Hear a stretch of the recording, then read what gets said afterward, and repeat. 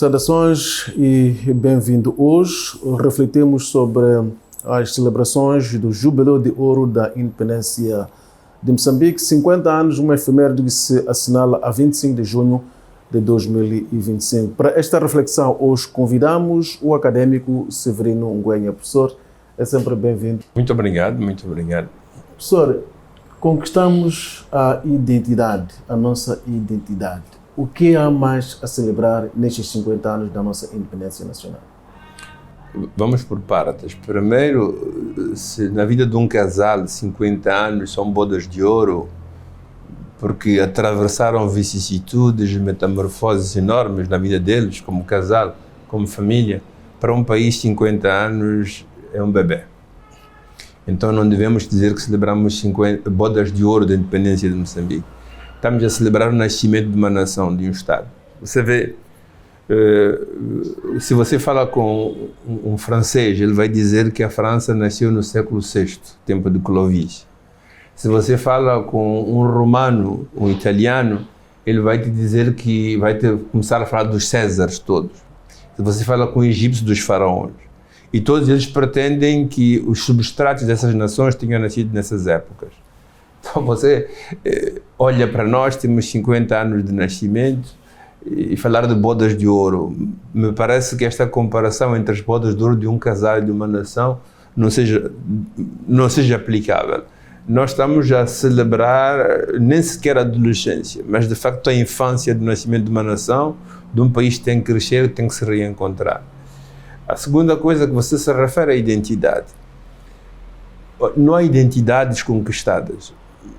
As identidades são sempre uma coisa que existe em parte, é dela que nós partimos, mas são sempre a criar, a consolidar, a fazer. Nunca nenhum país pode dizer a minha identidade é esta. É sempre um processo. É sempre um processo que até chega a momentos que podem estar em crise até nas suas mais consolidadas. Você vê, para voltar de novo à Europa, você vê a Espanha, há quanto existe, ela unificou-se e ganhou pujança desde 1492 com a descoberta das Américas. E hoje você tem problema nos bascos, com a Catalunha, você tem veleidades de separação existentes entre essas grandes nações. Os Estados Unidos, que parecem, que é de certa maneira a maior nação, a maior democracia do mundo, você vê que a separação entre o azul e o vermelho, quer dizer, que são reminiscências em parte das guerras de sucessão, ainda prevalecem e estão ali. Os nossos países africanos, o nosso Moçambique nasceu como espaço geográfico unificado no século XIX, mais ou menos, depois da queda do Império de Gaza, os portugueses foram tentando fazer a unificação que podiam. Nós fizemos nossa esta geografia, fizemos nossa esta língua, e no meio deste fazer nosso, com muitos moçambiques diferentes em línguas, em religiões e crenças, tentamos criar um projeto de uma moçambicanidade. Então a identidade moçambicana não é uma coisa que existe, é uma coisa que temos que construir. Então se todas as identidades são a construir, a nossa mais do que muitas outras. Esses 50 anos, alguma coisa de moçambicano está e ficou, mas alguma coisa de moçambicano tem muito a ser construído ainda. Participam nesta construção, ou participaram as nossas escolas, os nossos programas escolares, as nossas literaturas, a nossa história, a nossa militância, os nossos jogos escolares, os nossos festivais nacionais de música e dança, a língua comum que adoptamos, etc. E muitos desses elementos que forjaram a moçambicanidade hoje estão em crise. Hoje a escola está um grande desastre, a literatura na escola está mal, a nível do ensino de história estamos muito precários, há invasão no espaço nacional de muito sistema escolar que ensina outras coisas que a moçambicanidade, os nossos jogos escolares não estão lá, as nossas manifestações sobre festivais nacionais de música, dança e cultura não estão lá, as músicas revolucionárias desapareceram. Quer dizer, aquele sopro que criou uma certa moçambicanidade entre nós, ela, não digo que desvaneceu, mas enfraqueceu-se. O que não quer dizer que não haja novos sopros de moçambicanidade que nascem. Mas, no fundo, o que eu quero dizer é que as identidades são este processo em contínuo. Os latinos iam dizer a infiere, um processo continuado. E se ele é continuado, se é sempre a construir, é sempre a recriar e a recriar para todos os países e povos do mundo, ainda mais para nós que nascemos de maneira, como todos sabemos, né?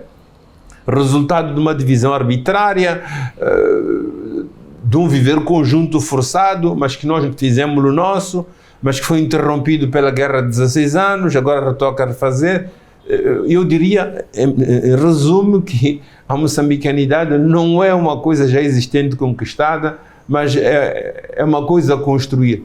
E que se nós não fizermos atenção a isso, ela pode ser uma miragem e a moçambicanidade pode estar até em perigo. Eu costumo dizer, e com muita insistência, que não gosto muito do que acontece em Cabo Delgado, porque parece que traz consigo veleidade de separação, de divisão, como já foi o projeto Rombésia noutros tempos. Por isso, meu amigo, o projeto da moçambicanidade é um projeto, todo ele a construir, todo ele à nossa frente, e vai precisar de muita da nossa energia e abnegação para chegarmos a um resultado. Na sua opinião, qual é que terá sido a razão da descontinuidade de alguns dos valores que citou? A moçambicanidade foi construída num momento complicado. Nós ficamos independentes no momento de Guerra Fria. Então, mesmo no momento que havia um projeto da construção de uma moçambicanidade, havia um projeto de enfraquecer esse projeto. Você recorda que em 74, quando o Vorster foi para o poder, ele começou a falar de constelação de Estados e fazer dos Estados constelados sorte de batustões, quer dizer, lugares, o que é um bantustão, senão um espécie étnico muito unifacetado e dependente de um Estado maior. Então Moçambique deveria ser, no projeto de Vorster, depois restabelecido por Peter Botha, uma simples constelação de Estados e não devia ser de nenhuma maneira uma nação e um Estado. Por outro lado, a Guerra Fria enfraqueceu o projeto através da qual a identidade moçambicana estava sendo pensada. Ela foi pensada no quadro de um projeto ideológico, mas em contraposição com o outro, e isto esteve na origem do conflito de 16 anos. E quando nós acabamos a guerra de 16 anos, parece que o projeto também já tinha terminado. Ou pelo menos na cabeça de muita gente, o projeto da moçambicanidade já não tinha que continuar ou não tinha que continuar nos mesmos moldes.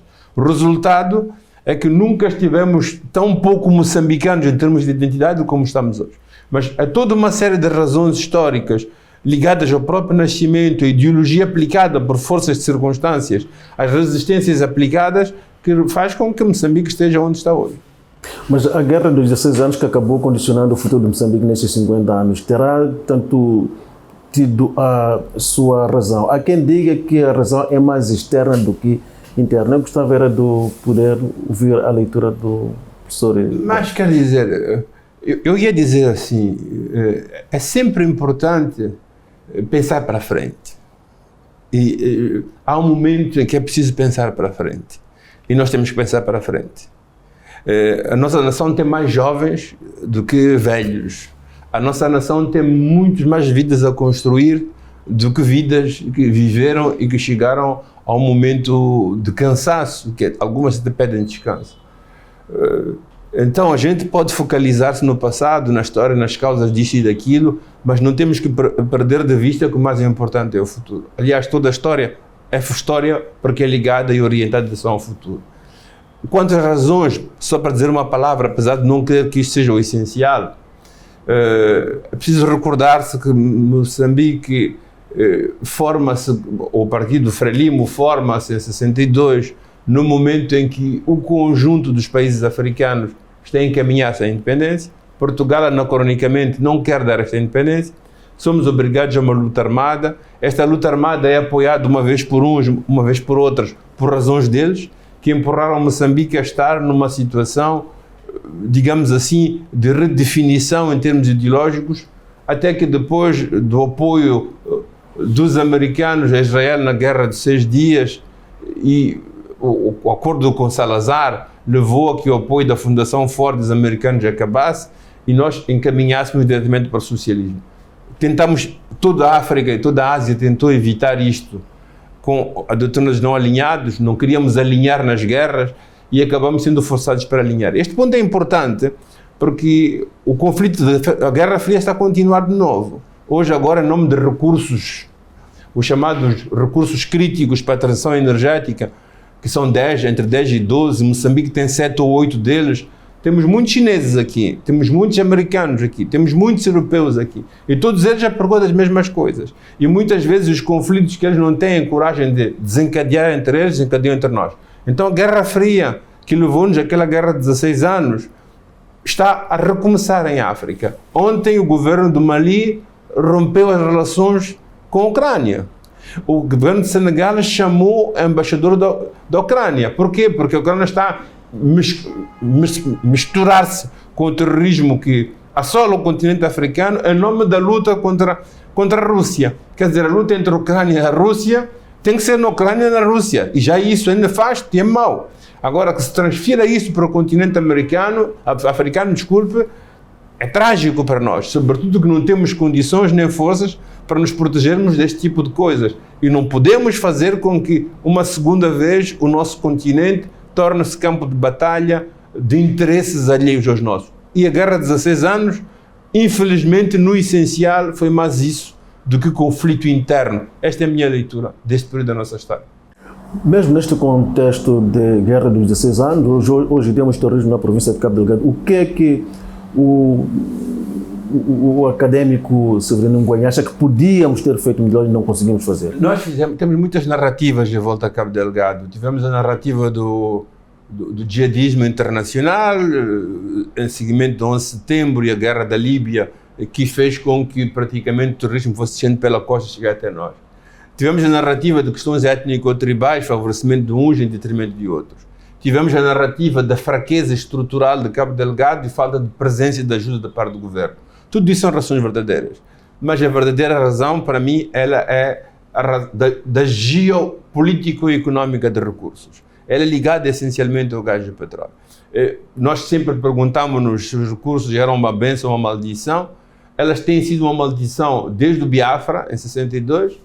Elas foram uma maldição no Congo e continuam a ser uma maldição no Congo hoje. São uma maldição no Sudão. Elas são uma maldição no Corno da África, entre Somália e Etiópia. E nunca esperávamos, nunca pensássemos que isso acontecesse, mas elas são uma maldição em Moçambique hoje. E eu penso que a capacidade estratégica daqueles que dominam a geopolítica do petróleo é talmente grande que eles conhecem os problemas que nós temos de caráter religioso, de caráter económico, étnico ou tribal e manipulam isso, mas que para mim, no cerne da questão, está a questão da geoeconomia, digamos assim, dos recursos. É preciso não esquecer um outro elemento que começa a assolar o continente africano.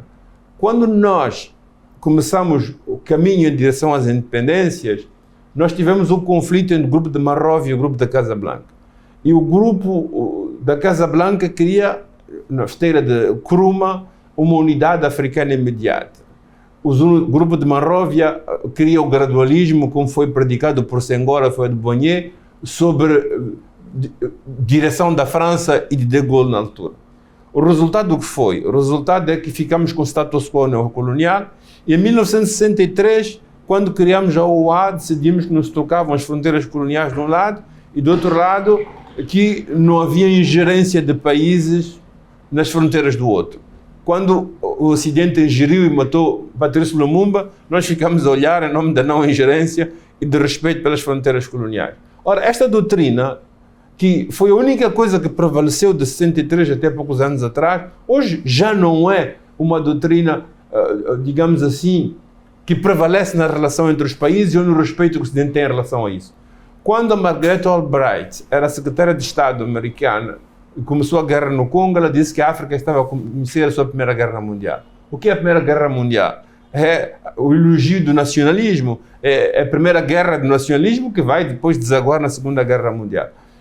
E você olha para a geopolítica africana hoje, você tem o Sudão do Norte e o Sudão do Sul. E estamos em guerra por essa divisão do Sudão do Norte e Sudão do Sul. Você olha para o que acontece no Congo, tem países como o Ruanda que intervêm, até Uganda, nos interesses de um outro país, no silêncio geral do continente africano. Você olha o que aconteceu na semana passada, o governo francês reconheceu aos Marrocos o direito quase à soberania sobre o Sahel ocidental. O que queria primeiro com a Algéria. Quer dizer, aqueles valores, aqueles poucos valores que fizeram ou criaram uma situação, vamos chamar assim, de estabilidade no continente africano desde 1963, ou estão metidos em causa.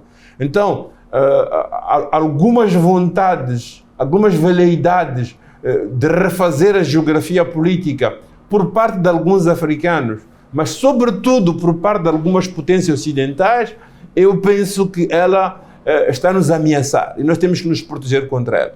Se nós tivéssemos que fazer a geografia ou refazer a geografia política, tínhamos que ser nós. Houve ideias nesse sentido. Na década de 50, Cheikh Anta Diop falava de uma complementaridade económica, Mamadou Dia cultural. Houve vontade de criar a África com Kwame Nkrumah, que sejamos nós a escolher o caminhamento que queremos dar ao nosso continente. Aceitaram ou impuseram-nos organizações regionais. A SADCC foi criada por nós, mas a SADC parece responder mais a interesses económicos de competição que é subordinado ao Ocidente. Isso aconteceu depois da morte de Machel e a subida de Mandela. O que está a acontecer na África Ocidental, no Sahel, está a mostrar claramente que aquela organização, a CEDEAO, era praticamente uma criação francesa e ela vivia sob a egídio francesa. Eu penso que a nova África, a África tem que nascer, a África que é Moçambique tem que continuar nos próximos 50 anos, tem que ser a África que está a nascer no Sahel. Uma África que luta pela sua independência económica, por emancipar-se de regimes coloniais e neocoloniais, uma África que tenta se tomar a mão e é responsável da sua própria vida e faz as suas próprias escolhas. Eu penso que a revolução africana hoje, a africanidade, as novas identidades, assim que Frantz Fanon dizia, que é das lutas que temos de trazer as identidades, ela está mais ao lado dos jovens do Sahel, os jovens Ibrahim Traoré, os jovens do Mali, os jovens do Burkina Faso, do Níger, que não são... Quando você fala de golpe de Estado, você está a dizer que você está a tirar o substrato constitucional que rege as nações. O que é a Revolução Francesa? Quando mataram o rei. A Revolução Francesa trouxe direitos humanos, a Revolução trouxe o Estado de Direito, mas para fazê-lo, teve que ir contra um sistema que até então regia a relação dos franceses com eles próprios e com a própria governação. Isso foi um golpe de Estado, mas foi um golpe de Estado que trouxe democracia e trouxe a república, trouxe o Estado de Direito. Ora, em África não há Estado de Direito. Em África, quem governa, sobretudo na África Ocidental, é quem querem os franceses. É quem aceita roubar o próprio povo a favor de outros. É quem aceita a humilhação de continuar a depender de outros. É quem aceita não criar escolas, infraestruturas, hospitais, para que os africanos possam desenvolver-se. Tirar este Estado é fazer um golpe de Estado, sim, mas é repor uma legalidade que já devia ter existido há 60 anos atrás, quando proclamamos a independência. Então, você devia ver a carta dos bispos africanos sobre a questão do golpe de Estado. Você ia ver, a própria igreja africana está a dizer, houve golpe de Estado de Mobutu, de Idi Amin, de tipos esses, que a gente sabia que eram bandidos.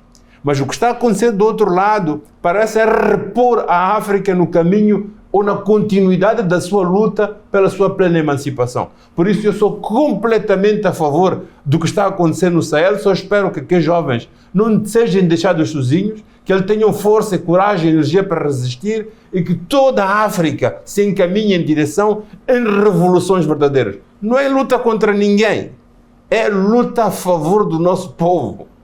Não é luta contra os franceses, os ingleses ou a favor dos americanos. É por mesmas razões porque eles lutaram na Revolução Francesa ou Americana, quer dizer, em prol da liberdade, que é legítimo que nós continuemos a luta. É para, como eles, sermos senhores da nossa vida e do nosso destino. E criarmos uma democracia que não seja um democratismo pilotado do exterior, mas seja resultado da maneira como nos percebemos. Criarmos instituições que se pareçam com a nossa sociologia e a nossa antropologia local. Criarmos uma linguagem que nossos pais, nossos avós possam compreender. Fazer uma política, um direito que seja espelho da nossa cultura, daquilo que nós somos. Pretender isto, lutar por isto, é fazer um golpe de Estado? Tá bom. Se fazer um golpe de Estado é isto, então que façamos golpe de Estado. Professor, Moçambique, nestes 50 anos, passou por dois grandes contextos. O primeiro contexto que é um país que nasce num sistema de partido único. Depois passamos para um segundo contexto de multipartidarismo. O que é que distingue um período do outro? Olha, eu digo assim, eu vou voltar ao que eu disse antes, para mim o mais importante é o amanhã. O nosso primeiro regime político, o regime que vai de 75 até os anos 90, quando fazemos uma constituição para o multipartidarismo, vamos ser sérios, perdeu. Esse sistema não prevaleceu. E é importante ver que ele acabou em concomitância com o fim do regime comunista nos países da Europa do Leste. O que mostra que havia um alinhamento entre o que estava a acontecer em Moçambique, a Guerra de 16 anos, com o conflito da Guerra Fria que opunha dois blocos no Ocidente. Entramos no novo regime, o novo regime que também era em conformidade com o espírito da época, liberalismo, e por liberalismo entendemos liberdades políticas, quer dizer partidos políticos, liberdade económica, ou laissez-faire, laissez-passer, competição global. Também a Segunda República em espírito da época. Ora, se a Primeira República falhou, havia alguns valores da Primeira República que não podemos esquecer. Nós dependíamos de nós, depender das próprias forças, ter escolas em todo lugar, ter saúde pública gratuita para toda a gente. Havia a questão da unidade do povo moçambicano. Havia a questão que o trabalho é aquilo que norteava as nossas vidas e que ia permitir que nós saíssemos da pobreza em que nós estávamos. Havia um orgulho moçambicano que se transformava e que se manifestava no cotidiano da maneira como éramos. Era um Estado orgulhoso, éramos gente com orgulho. Mas, sobretudo, tínhamos um valor fundamental que era a justiça. O país era pobre, tinha pouco, mas aquele pouco era para ser dado por todos. Houve erros que cometemos. Um dos erros que cometemos tem a ver com a liberdade. As liberdades políticas, a liberdade de opinião e de debate fora do quadro político traçado eram proibidas. Sobretudo, nós fizemos da vigilância um dos marcos fundamentais.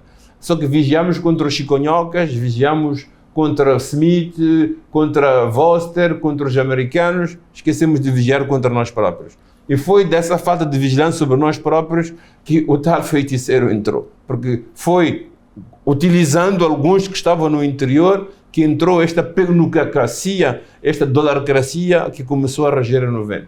E o elemento justiça, que vamos chamar assim, o elemento que estava na razão das nossas lutas. Por que fizemos a luta de liberação nacional? Para acabarmos com a exploração. A exploração era injustiça e queríamos repor justiça, que as pessoas vivessem do próprio trabalho, que o ganho do país fosse distribuído. A luta contra o colonialismo dos africanos é luta contra a injustiça, é luta contra o direito à liberdade. Então, a Primeira República tentou continuar este pressuposto. A Segunda República trouxe uma coisa extraordinária, o multipartidarismo, a liberdade de informação, se é uma televisão privada, a escola, estamos numa universidade privada, a igreja, cada um pode rezar o que quer, os partidos podem se constituir, isso é um bem, não há dúvida nenhuma. Porém, o que aconteceu é que perdemos de vista que somos um povo, somos um país, que o pouco que temos é para ser distribuído por todos. Hoje temos uma classe de moçambicanos, basta olhar para os resultados daquela revista Forbes, que todos os anos mostra as discrepâncias entre ricos e pobres. O número de africanos que estão a ficar no topo da riqueza mundial são muitos. Se você olha para Moçambique é a mesma coisa, você tem algumas famílias, alguns grupos que têm muito dinheiro, mas 99% das pessoas morrem de fome, literalmente, não tem 2 refeições por dia. Eu fui esta manhã fazer uma análise na clínica Cruz Azul. Quando disseram-me quanto era aquilo, quem vai pagar? A senhora instituição. Eu fiquei a olhar, eu digo, isto aqui, para fazer análise, é mais do que um ano de salário de muitos trabalhadores. Você cria uma sociedade em que uns podem, eu posso ir à clínica, mas se esses miúdos estão aqui, ficam doentes, como é que fazem? Quando as nossas mães no interior ficam doentes, como é que fazem? A discrepância social que nós criamos, a sociedade em 2 velocidades, é uma coisa catastrófica que vai contra a ideia que foi a primeira ideia que você trouxe da identidade. Quando há ruptura social pela discrepância em termos de riquezas, você não vai encontrar no chegado a um povo. Então, se a Primeira República falhou porque faltou de liberdade, a Segunda República está a falhar porque está faltando da ideia principal da nossa luta desde 500 anos a esta parte, que é a justiça social. A luta pela igualdade. O que está a tentar fazer Lula no Brasil? Dizer que temos que pensar nos pobres, temos que fazer uma economia pensando neles, melhorar as condições de vida de todos. Foi neste espírito que Castiano e eu escrevemos um livro sobre a Terceira Via, que era preciso mantermos as nossas liberdades políticas, económicas, que relevam do liberalismo económico e político. mas era muito importante reconvocarmos os valores de unidade que eram ligados à questão da justiça, contar com as próprias forças, para construirmos aquilo que nós chamamos de uma terceira via, que seria a aglutinação positiva dos elementos bons da Primeira República e dos elementos bons da Segunda. Em pleno período em que já se celebra, portanto, as liberdades, mercê de um outro contexto de Moçambique, contexto multipartidário, tende a ganhar forma a problemática de assimetrias. Temos hoje muita juventude que não tem o que fazer, uma parte nem sequer conseguiu ir à escola. Como sonhar um Moçambique próspero, tendo em conta estes indicadores? Nós estamos num bom período, no período eleitoral, e temos candidatos, acho que são 4 candidatos presidenciais, e temos partidos que concorrem. Aqui, o que é um partido político, o que é um candidato para as eleições? São aqueles que têm uma visão do mundo, o partido quer dizer partes, né? Que há uma parte que tem uma visão mais ou menos homogénea de como temos que ir para frente. Temos que, a partir dessa parte, trabalharmos em função e a favor do todo. Os manifestos devem ser manifestação dessas ideias. É um bom momento para refletirmos aqueles que querem fazer política e aqueles que, como nós, não fazem política diretamente, mas estão nessa sociedade e querem dar as próprias propostas. Eu costumo dizer que eu também estou em campanha. E eu tenho um manifesto com 4 pontos. O primeiro ponto, para mim, é que todos têm que pagar impostos. As empresas nacionais e internacionais não estão a pagar impostos. A nossa tributação interna é muito deficitária. E os Estados ricos ficam ricos com o quê? Com o dinheiro dos impostos. Não é porque fabricam dinheiro em fábricas e têm muito dinheiro. Os cidadãos de cada nação pagam impostos. Aqui em Moçambique, 20%, eu vi na Suíça eram 30%, na Noruega são 40%. E os países mais prósperos são aqueles países cuja tributação é importante porque as empresas pagam o necessário, é importante porque muita gente contribui. Nós temos o problema de termos poucos contribuintes e os poucos que deviam contribuir não fazem. Como é que queremos ter dinheiro? E quando temos um pouco de dinheiro, o tal fundo soberano, já há 2 milhões que saíram para ser gastos em coisas que não se justificam no plano econômico e social em que nós estamos. Então eu sou favorável, para mim uma das coisas que todos os manifestos deviam conter era a ideia da tributação. O segundo elemento é mesmo a questão do fundo soberano. O Parlamento votou que o fundo soberano ia para o Banco de Moçambique. Muito bem. Mas votou também que o Banco de Moçambique tem que ser auditado. Mas que brincadeira é esta? Que brincadeira é que todo Moçambique é auditado, menos o Banco de Moçambique. Por que não tem que ser auditado? É para fazerem festa com o dinheiro? Já temos experiência recente das dívidas ocultas. Temos experiência de um país onde os níveis de corrupção são muito elevados. Votar o Parlamento por uma coisa do género é quase abrir mão ou legalizar ou legitimar processos de corrupção ou processos de não controle da coisa pública pelas instituições que têm esta função. E isto não pode ser aceitável. O terceiro elemento que eu defendo para a questão, naquilo que é o meu plano, que devia constar, digamos assim, no manifesto de cada candidato, é a separação de poderes. A legalidade. Nós temos que repor a legalidade, a partir de cima para baixo. A legalidade diz que o presidente da Frelimo não pode ser presidente do partido que seja. Em qualquer Estado democrático, como diz a nossa Constituição, o judiciário tem que ser livre para poder exercer o controle eficaz sobre a ação de todos os outros tipos de poder, que seja. Nós precisamos de um parlamento que não seja casa de partidos, seja casa do povo, que mudemos a maneira de acesso das pessoas ao parlamento para que representem as comunidades. Então, este é um trabalho que temos que fazer para fazer um passo suplementar à nossa democracia e permitir que mais vozes se levem. Sabe, quanto mais pessoas falam, quanto mais pessoas têm ideias, mais enriquecemos o nosso poder. Por quanto inteligente possamos ser nós dois, não temos a inteligência de todo um grupo, todo um país, todo um povo. Então, permitam outras vozes fazer sentir para que o país possa crescer. Em quarto lugar, o quarto ponto para mim é a educação. Os países que cresceram, a Coreia do Sul, que agora faz a plataforma que nós temos no Rovuma, que é super sofisticada, o Japão, pensa a Malásia, ou a Indonésia, ou Singapura, até 40 anos atrás eram como nós. Esse aqui no Dubai só tinha ovelhas, e não tinha mais nada. Hoje olha para o Dubai, para o Catar e não sei. O que é que fizeram? Apostaram na educação. Não é educação discutir carteiras, cadeiras, livros que chegaram, não chegaram. É discutir a sério. Essas máquinas que vocês estão a utilizar para fazer esta emissão, estes miúdos aqui sabem utilizá-las, sabem fazer isto. Aquele computador que eu estou a utilizar, eu sei utilizar, mas sei fazer. Aquele telefone que utilizamos, sabemos fazer. Os comboios, os navios, os carros. A educação é para não fazer como os outros. Como o Sony disse quando foram para a Philips, aos seus trabalhadores, ele diz, vocês vão para a Philips para aprender a não fazer como os holandeses, para ser melhor do que eles. Então temos que ousar pensar alto. Se nós continuamos a pensar que a educação é só ter carteiras e cadeiras na escola, saber ler e escrever quando saímos da 3ª ou 4ª classe, estamos a aceitar o nosso lugar de subalternos. Queremos que Moçambique seja competitivo.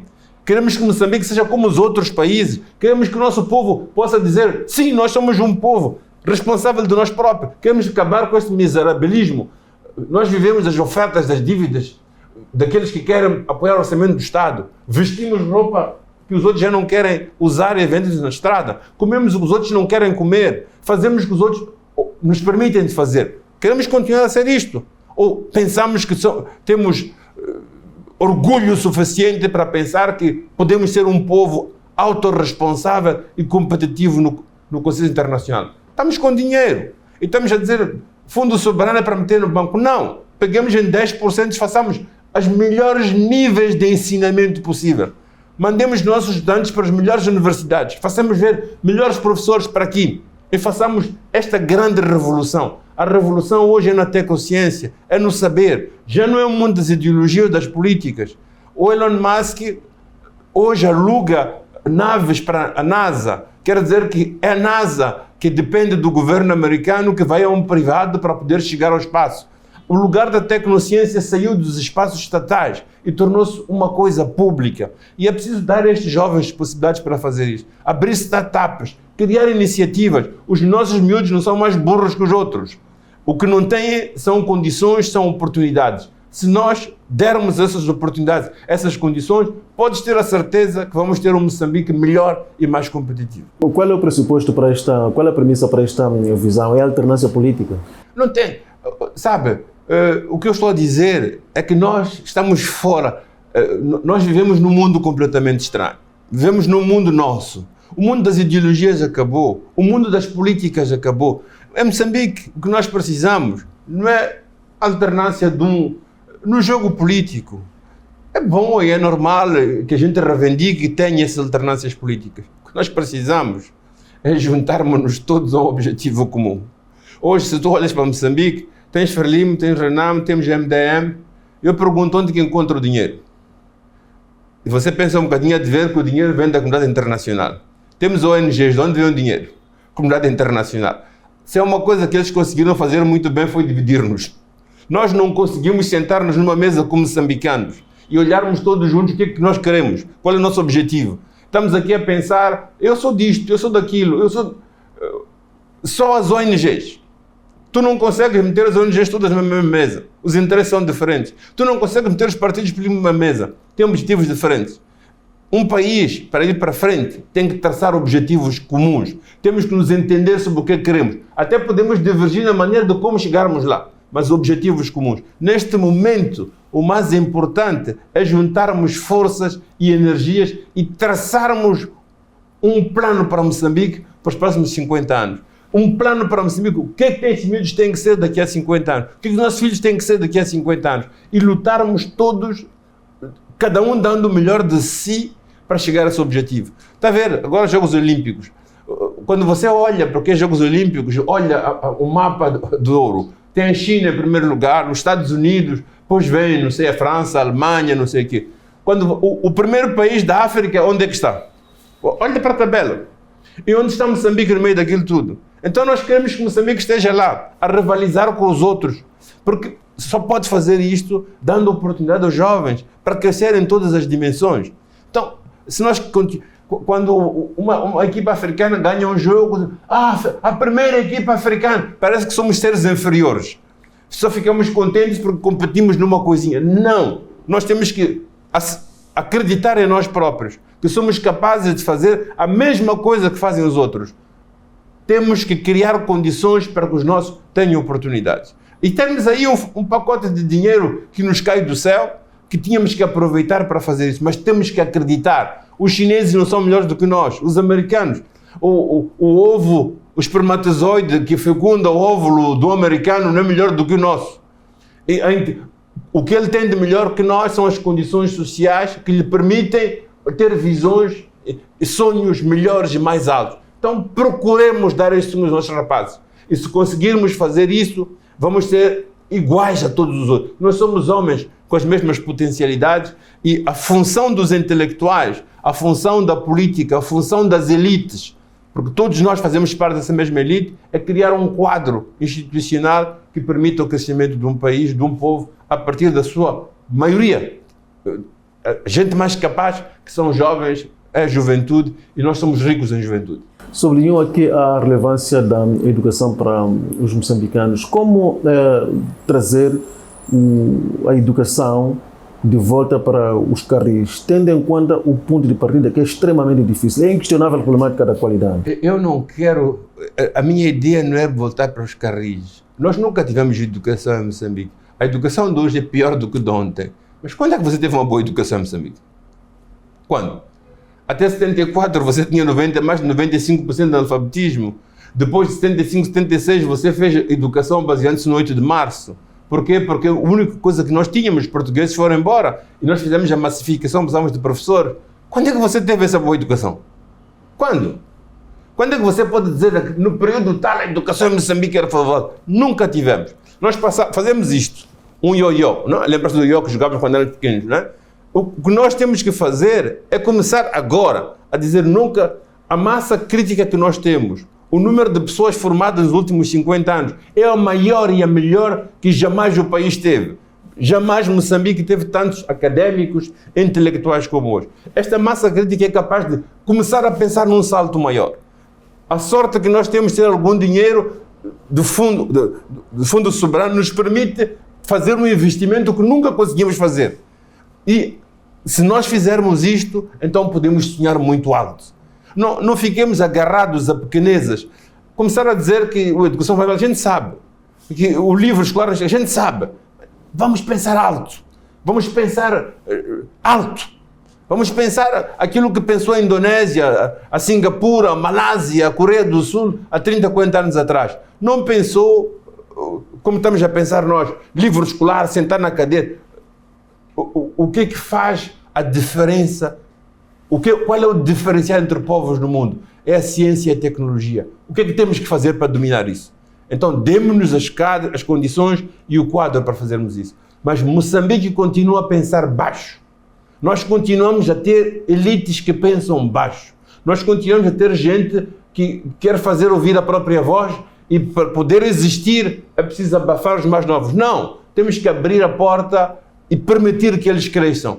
Nós temos que aceitar ficar atrás deles, é deles que podemos tirar melhor proveito para o desenvolvimento do país. Nestes 50 anos, sublinha-se o facto de ter aparecido agora um relatório a indicar que nos últimos 10 anos os níveis da pobreza em Moçambique conheceram uma subida acentuada. O que é que haverá por detrás disto, na opinião do professor? Olha, Moçambique foi sempre pobre. Isto acontece numa altura em que já começam a despontar inúmeros recursos para o país.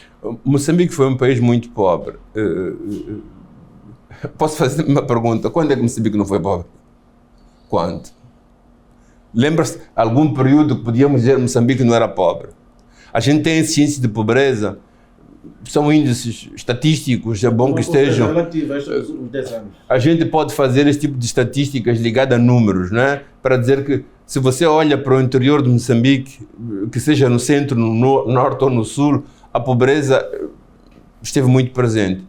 Melhorou, piorou, a gente pode fazer se quiser. O que a gente tem que pensar muito mais sério é nós somos um país mais do que pobre, miserável. Temos que tirar as pessoas, o nosso povo, desta condição de miséria.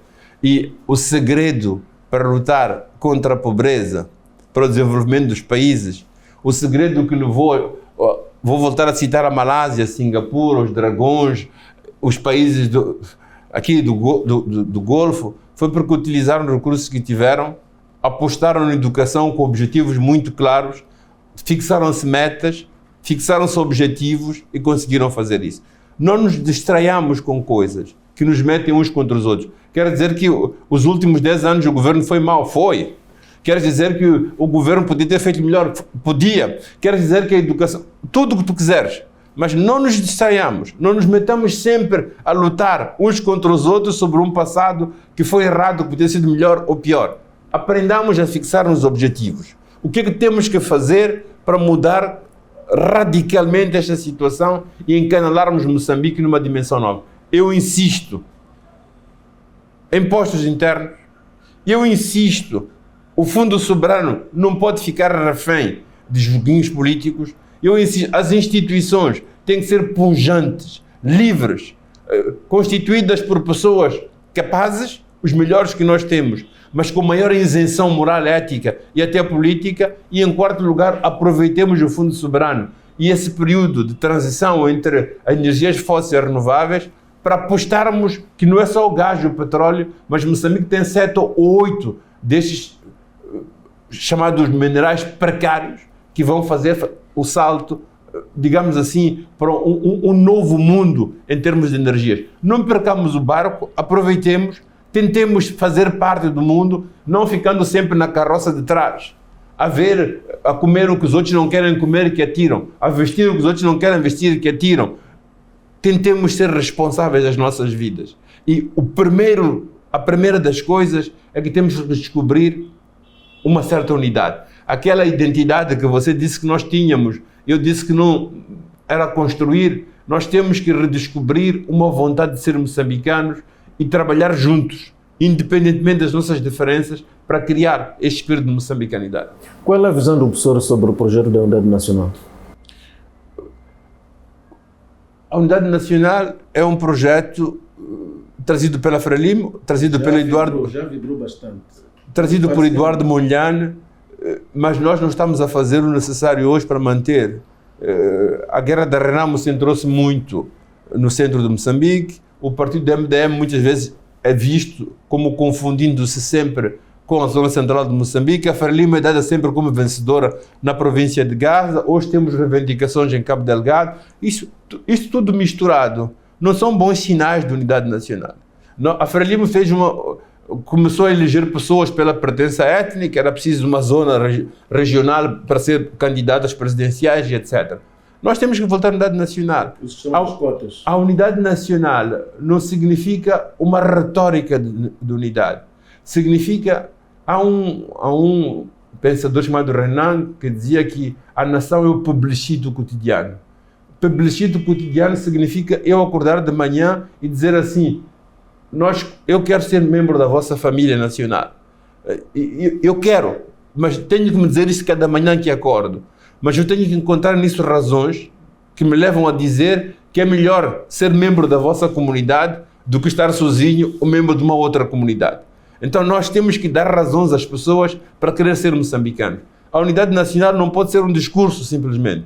Não pode ser uma retórica política. Não pode ser um posicionamento político simplesmente no tempo das eleições.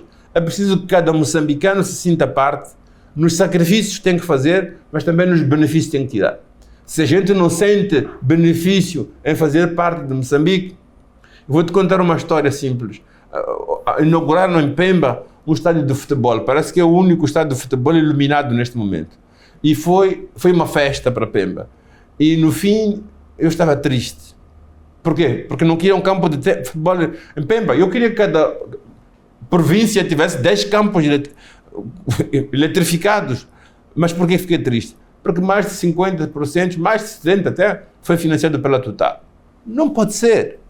Quer dizer, quando uma empresa estrangeira, quando comunidades estrangeiras, são elas que pagam escolas, são elas que pagam hospitais, são elas que pagam recreação, amanhã você pergunta a esses jovens moçambicanos: vocês querem ser moçambicanos ou querem ser da República da Total? O que é que vão responder?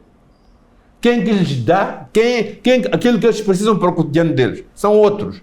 Então nós moçambicanos, nós Estado moçambicano, temos que criar condições para que cada um sinta orgulho de ser moçambicano. Sentir orgulho significa participar nos sacrifícios, mas também significa, quando há benefícios, poder tirar benefícios daquilo que o país tem. Se nós não fizermos isso, Vamos ter uma retórica de unidade nacional, mas uma prática que vai sempre mais contra a verdadeira unidade do país. Qual é a visão do professor sobre o espaço para pensar diferente em Moçambique? Há espaço para pensar diferente? Sabes, eu nunca ouvi dizer em nenhuma parte do mundo, pouco que eu estudei, que um dia o rei chamou Voltaire, Diderot e D'Alembert e disse: venham cá, pensem e façam uma enciclopédia. Não ouvi dizer que os Locke foram chamados pela rainha de Inglaterra para dizer: façam aqui os Kierkegaards na Dinamarca. O pensamento é uma conquista, o espaço de pensamento tem que ser conquistado.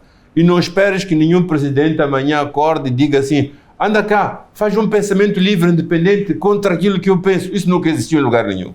O pensamento afirmou-se na luta, produzindo ideias, mostrando que a minha produção de ideias não é contra ti, não é contra o Estado, não é contra o governo, é a favor do povo, do bem-estar de todos.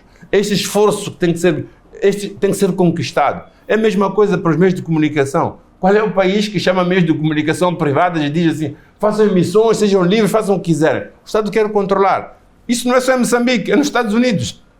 Isto é na França, isto é na Itália, em qualquer parte do mundo. Quer os intelectuais, quer os meios de comunicação, têm que lutar para conquistar o seu próprio espaço. Por isso, esta desculpa que nós não temos espaço para pensar é uma falácia. Nós temos que lutar aqui, como em qualquer parte do mundo, para podermos ter espaço para dizer o que nós pensamos. Nos Estados Unidos, morreu um célebre linguista há pouco tempo atrás. Era um dos homens mais brilhantes que existia, revolucionou a linguística internacional e toda a vida dele ficou à margem. E por quê? Porque, apesar do reconhecimento que se tinha, o que ele dizia não incomodava o sistema. Eu estou a falar dos Estados Unidos. Se eu começar a fazer o mesmo tipo de discurso, Sartre chegou a ser preso no tempo de General de Gaulle na França. Quer dizer, o pensamento, a opinião, a doxa, quer dizer em grego, opinião, os jornalistas têm um espaço sempre a procurar e a conquistar. E não caiamos nesta mediocridade de dizer: o país não dá espaço. Não há nenhum país que abre portas e digam: venham para aqui. Nós é que temos que empurrar a porta para dentro. Encontrar boa maneira de fazer, um bom critério para fazer, o respeito com que fazemos, mas, ao mesmo tempo, a sobriedade, o rigor com que apresentamos os nossos argumentos e apresentamos a nossa própria postura.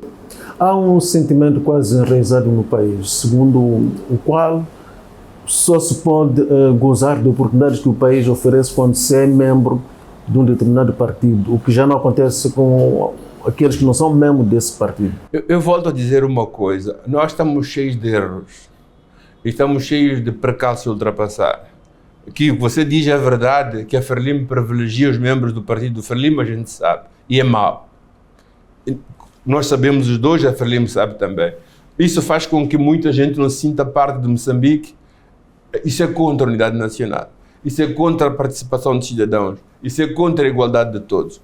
Nós temos que retomar a sério um discurso de ter um projeto político para Moçambique. Pensarmos no Moçambique para os próximos 50 anos. E pensarmos que só abrindo as portas para que todos possam ter direito à opinião, direito ao benefício do pouco que há, direito à participação total, é que pode nos permitir corrermos todos, participarmos todos na construção de um país melhor. Nós somos 33 milhões de pessoas. É muita gente quando pensas em bocas, é pouca gente quando pensas em inteligências a participar. Nós precisamos da inteligência de todos, a energia, a boa vontade de todos para podermos construir um país. Tudo aquilo que é contra um dos moçambicanos, ou uma maneira de pensar dos moçambicanos, portas fechadas, é contra a unidade nacional. E é contra a criação de um projeto nacional aglutinador no qual todos possam participar como protagonistas e como proponentes. Eu penso que é a única coisa que nós temos que tirar como conclusão. Esses primeiros 50 anos foram 50 anos de lutas, de conflitos entre nós. A maturidade de um país começa quando você olha os países como os Estados Unidos, como a França, a Inglaterra em plena maturidade.